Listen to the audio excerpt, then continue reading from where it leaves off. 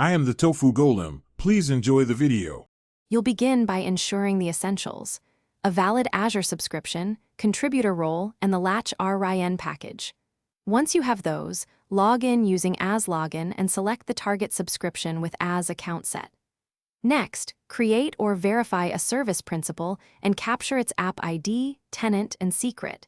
These authenticate automated operations. Now install or update the Azure CLI extensions required by Latch Rin and place your keys in a secure vault so you can run the initial deployment commands without interruption. You'll proceed to deploy the control plane and core components. Start by provisioning the resource group, storage account, and VNet subnet. Use ARM or Bicep templates for repeatability. Once networking is ready, deploy the Latch Rin control plane and config maps while assigning managed identities so services can access resources securely. Then run the initial configuration script that registers your compute nodes, applies policies, and triggers automated health checks.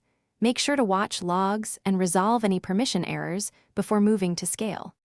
Finish by scaling replicas, configuring auto-scaling rules, and enabling monitoring and alerts so you have visibility into performance. Once done, run integration tests and verify metrics such as latency and error rates. Make sure RBAC settings and key rotation policies are active to maintain security. If anything fails, first check the control plane and application logs, then validate service principal permissions and network security groups.